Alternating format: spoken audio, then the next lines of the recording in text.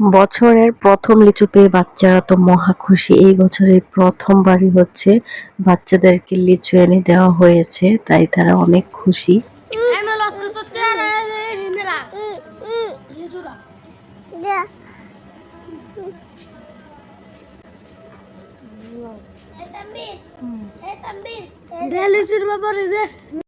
আসসালামু আলাইকুম এভরিওয়ান। আজকে আপনাদের সাথে খুবই ছোট্ট একটা ব্লগ শেয়ার করছি, মিনি ব্লগ।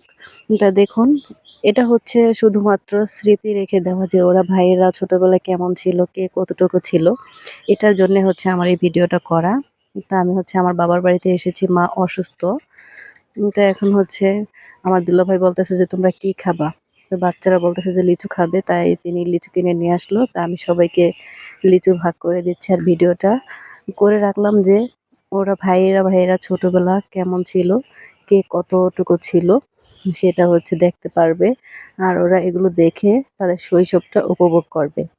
তো দেখুন, ওরা কিন্তু দেখছে গিয়ে যে কাঁঠাল পেকেছে কিনা, কাঁঠাল দেখার জন্য আর কি গেছে, কিন্তু কাঁঠাল তো এখনো পাকে নাই। আর এইবার হচ্ছে সব জায়গায় কাঁঠালগুলো হচ্ছে ছোট ছোট সাইজের।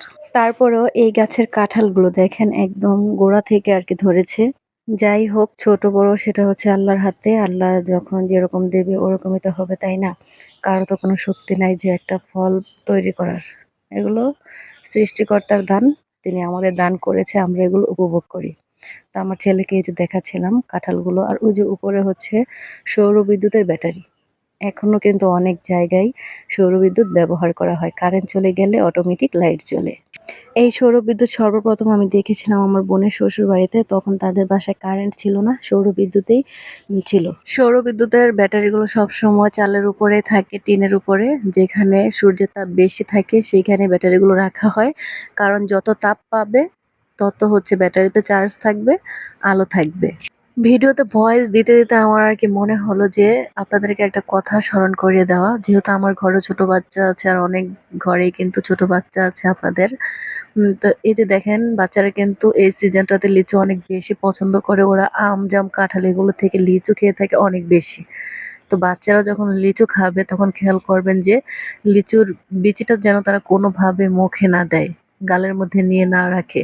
এতে কিন্তু গলায় আটকে গিয়ে অনেক শিশুর অনেক দুর্ঘটনা হয়েছে। গত বছর এই ধরনের খবর অনেক পাওয়া গেছে যে লিচুর বিচি গলায় আটকে গেছে, তাই সবাই সাবধান হন। তারপর হচ্ছে যখন কাঁঠাল খাবে তখন খেয়াল করতে হবে যে ওই যে আঠালো যে কাঁঠালটা আছে, সেই কাঁঠালটা যেন কোনোভাবে গলায় আটকে না যায়।